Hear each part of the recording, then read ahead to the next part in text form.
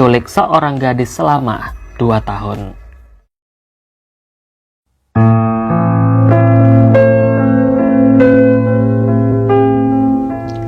Seorang pemuda bernama Kabu Terauchi pada saat penculikan itu terungkap berusia 23 tahun. Masa lalunya dikenal sebagai pria yang normal seperti layaknya kebanyakan orang. Dia sangat berprestasi di sekolah dan perkuliahannya. Namun dia tidak pernah bergabung dalam komunitas manapun dan sama sekali tidak punya lingkaran pertemanan.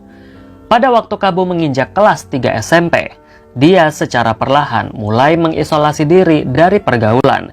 Tidak ada yang curiga sama sekali bahwa Kabu akan melakukan sesuatu yang menjadikan namanya terkenal sebagai penculik berpenyakit mental. Keluarga menyatakan bahwa mereka ingat kalau Kabu dari dulu sangat terobsesi dengan anime. Karena obsesinya itulah, Kabu lebih banyak menghabiskan waktunya di depan komputer. Kabu Terauchi sebenarnya berasal dari keluarga yang cukup berada. Ayahnya bekerja di salah satu perusahaan besar yang membuat barang-barang pencegah kejahatan, seperti alarm anti maling, pintu pencegah maling berteknologi tinggi, dan sebagainya. Sehingga orang tuanya sebenarnya mampu memberikan fasilitas apapun yang dibutuhkan Kabu untuk bisa mengejar cita-citanya. Setelah lulus dari SMA, Kabu lalu belajar di University of Chiba, salah satu universitas bergengsi di Jepang yang terletak di prefektur Chiba. Di sela-sela kuliahnya di University of Chiba, Kabu juga memperoleh kesempatan untuk pergi ke Kanada dan mengambil sekolah pilot.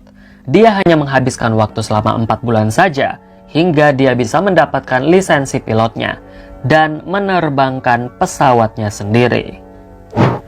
Terlepas dari prestasinya yang sangat unggul di bidang akademik, Kabu ternyata menyimpan rahasia besar, yang mana dia mengaku bahwa sejak dia duduk di bangku SMP, dia mulai terobsesi untuk mencari gadis yang sekiranya lebih lemah daripadanya untuk dijadikan objek eksperimen. Selama dia sekolah itulah, dia mulai mencari gadis untuk diculik. Namun obsesinya ini terwujud ketika dia baru beberapa bulan pulang dari Kanada.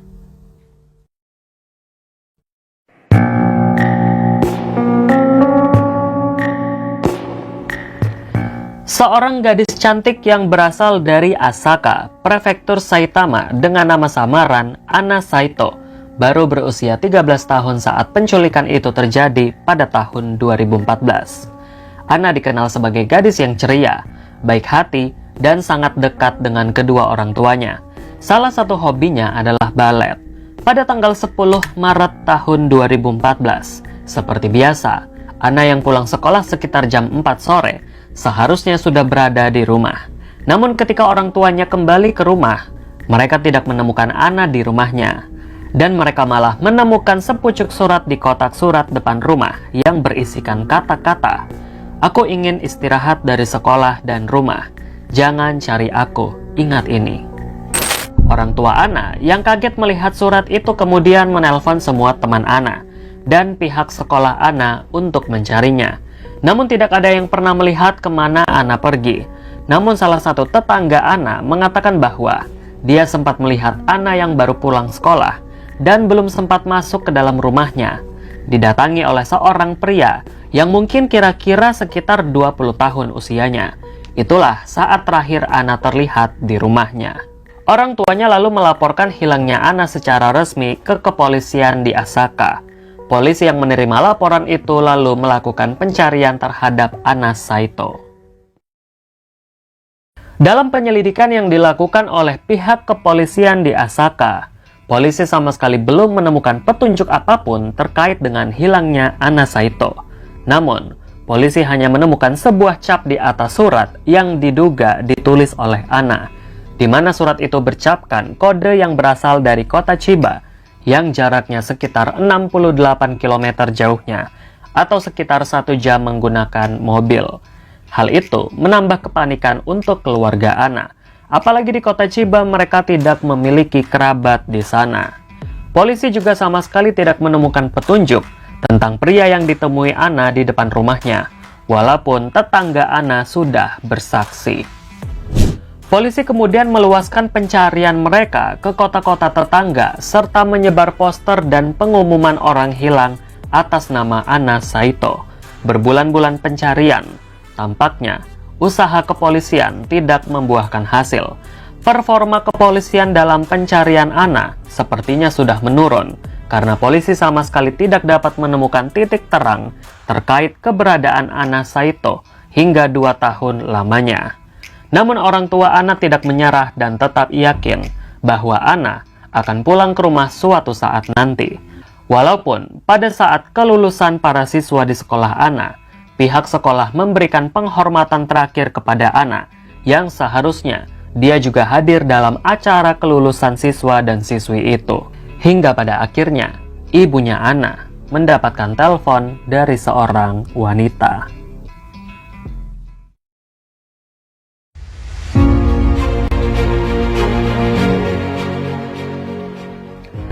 Tepat 2 tahun setelah kepergian Anna dari rumahnya, pada bulan Maret tahun 2016, ibunya Anna menerima telepon dari seorang wanita yang sepertinya dia mengenal suara wanita itu. Di ujung telepon, Anna mengabarkan kepada ibunya bahwa dia masih hidup. Dia menggunakan telepon umum di sebuah stasiun kereta di kota Tokyo dan meminta agar polisi menjemputnya di sana. Ibunya Anna yang merasa yakin bahwa wanita itu benar-benar Anna, kemudian memintanya untuk menemui pihak security di stasiun agar dia lebih aman sebelum polisi menjemput. Polisi yang mendapatkan laporan Anna ditemukan di salah satu stasiun kereta di Tokyo, kemudian menjemputnya. Benar saja, dia adalah Anna Saito yang 2 tahun lalu dinyatakan menghilang. Anna ditemukan dalam keadaan sangat baik dan sehat, serta tidak ada tanda-tanda kekerasan. Kabar ditemukannya Anna langsung menyebar di seluruh Jepang. Anna pun dibawa oleh polisi untuk ditempatkan di rumah yang aman dalam pengawasan polisi. Hal ini tentunya menjadi pertanyaan besar bagi semua orang. Kemanakah Anna selama 2 tahun? Apakah Anna pergi begitu saja dari rumahnya? Atau seorang terlibat secara langsung dalam menghilangnya Anna? Pengakuan Anna selanjutnya menjadi lebih menyeramkan, yang akan membuka semua perlakuan Kabu Terauchi kepada Anna. Sesaat setelah Anna diamankan oleh pihak kepolisian, mereka langsung meminta keterangan dari Anna guna mengumpulkan informasi terkait hilangnya dirinya 2 tahun lalu. Anna berkata bahwa setelah dia pulang sekolah, seorang pemuda yang diketahui sebagai Kabu Terauchi yang mengaku sebagai pengacara datang menemuinya di depan rumah dengan mobil putihnya. Anna sempat terkejut karena Kabu mengetahui nama lengkap Anna dan alamat rumah, serta nama kedua orang tuanya, yang sebenarnya berminggu-minggu sebelumnya, Kabu sudah melakukan penguntitan kepada Anna ke rumahnya, dan menemukan beberapa vas bunga di halaman yang tertulis nama lengkap Anna. Kabu juga melakukan riset untuk mencari tahu profil dan latar belakang keluarga Anna. Pada saat Anna ditemukan, Kabu bilang bahwa orang tuanya Anna akan bercerai, dan dialah yang menjadi pengacara untuk perceraian orang tuanya. Kabu juga mengatakan bahwa orang tuanya Anna yang akan bercerai sebenarnya berencana untuk membunuh Anna dan menjual organ Anna ke pasar gelap untuk melunasi semua hutang orang tuanya. Dan Kabu mengaku bahwa dia datang untuk menyelamatkan Anna. Kabu juga menunjukkan sebuah rekaman suara yang terdengar seperti suara ayahnya Anna, bahwa mereka berencana membunuh Anna, yang belakangan diketahui bahwa rekaman suara itu palsu, yang diedit oleh Kabu di sebuah aplikasi suara untuk mengelabui Anna. Anna yang masih berusia 13 tahun mengaku tidak bisa berpikir jernih dan terlalu cepat percaya kepada Kabu yang datang untuk menyelamatkannya dari rencana pembunuhan. Anna kemudian dibawa oleh Kabu ke sebuah apartemen di kota Chiba dan tinggal di sana.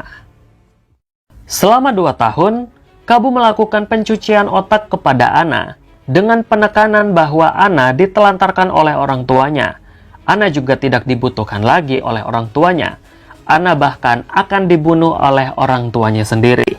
Kabu menjalankan taktik itu seolah-olah dia menjadi pahlawan atas penderitaan yang dialami Anna. Selama 2 tahun itulah, Anna terkunci dari luar dan harus tinggal di dalam kamarnya. Walaupun selama 2 tahun itu, Anna juga terkadang dilepaskan secara bebas oleh Kabu. Anna juga dirawat oleh Kabu seperti adiknya sendiri. Anna tidak pernah menerima kekerasan fisik dan verbal dari Kabu.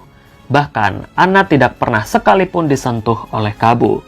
Anna juga diberikan akses internet dan televisi, serta mesin pemanas air untuk mandi. Semua fasilitas justru dia dapatkan dari seorang penculik, jauh daripada kesan penculik pada umumnya. Semua kebutuhan Anna juga dipenuhi oleh Kabu, mengingat Kabu berasal dari keluarga yang cukup kaya. Di dalam kamarnya Anna, sebenarnya ada balkon yang langsung menghadap keluar. Bahkan Anna juga seringkali ditinggal sendirian di dalam apartemen tanpa pengawasan dari Kabu. Kabu juga sehari-hari selalu pergi kuliah seperti biasa. Bahkan Kabu juga pergi bekerja seperti tidak terjadi apa-apa. Yang lebih gila dari semua itu, tetangga apartemen Kabu tidak pernah menyadari bahwa ada seorang wanita yang tinggal di dalam apartemen Kabu. Mereka juga tidak pernah mendengar suara jeritan wanita, suara teriakan, maupun suara minta tolong. Kabu dan Anna sempat pindah apartemen dari kota Chiba ke kota Tokyo beberapa bulan sebelumnya. Lalu, apa yang menyebabkan Anna baru pulang ke rumah setelah 2 tahun dia tinggal di dalam apartemen Kabu? Yang sebenarnya, dia punya banyak sekali kesempatan untuk bisa lari dari sana. Anna menjelaskan bahwa beberapa bulan sebelum dia kabur dari apartemen Kabu, dia sudah pernah mencoba untuk kabur dari sana. Di sebuah taman, Anna bertemu dengan seorang ibu yang sedang mengurus anaknya untuk meminta bantuan. Namun, ibu itu menolak Anna dengan alasan tidak mau berurusan dengan Anna. Hal itu pun lagi-lagi dialami oleh Anna yang kedua kalinya, bahwa Anna mendapatkan penolakan dari seorang wanita yang ditemuinya di jalan. Dari situlah, Anna berpikir bahwa dirinya memang sudah tidak dibutuhkan lagi oleh dunia, dan secara tidak sadar sudah membenarkan perkataan Kabu yang mengatakan dia ditelantarkan.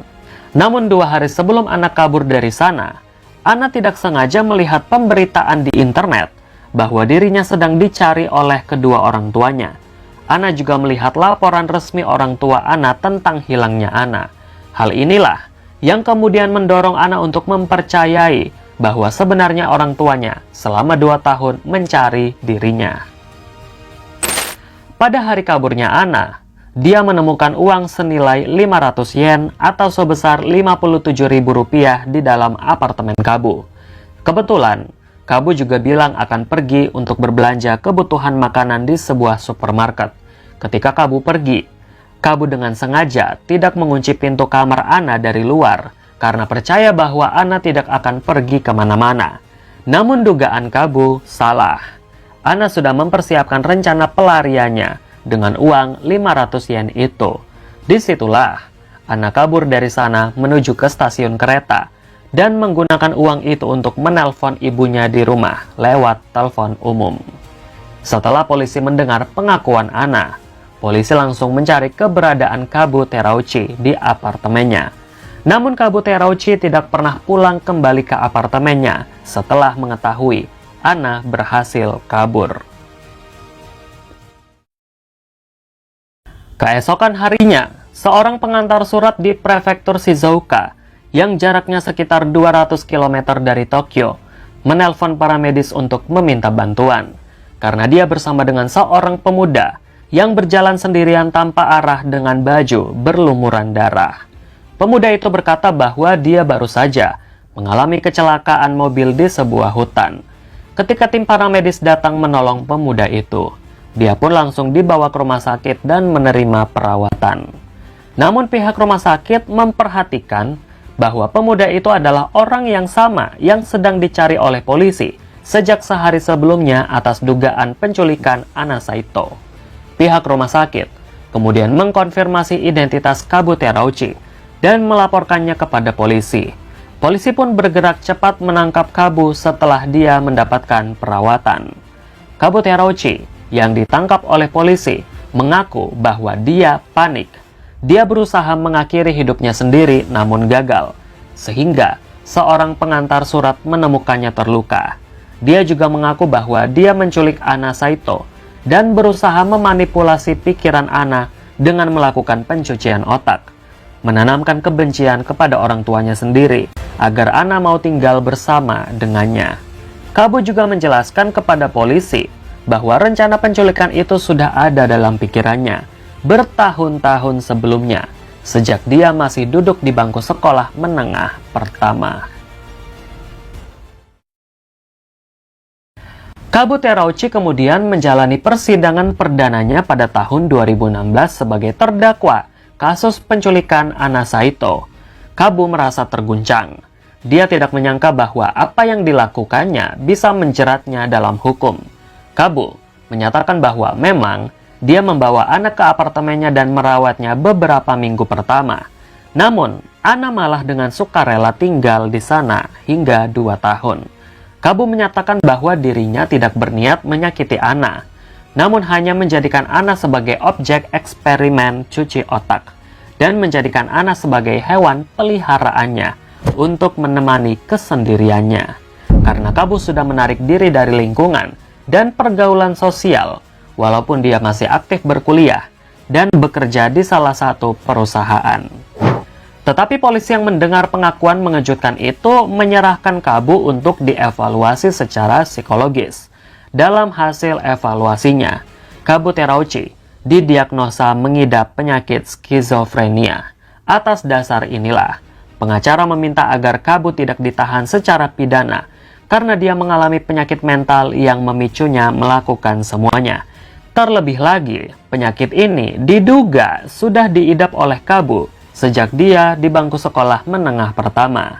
Namun pada akhirnya, hakim menolak pembelaan pengacara karena alasan penyakit mental.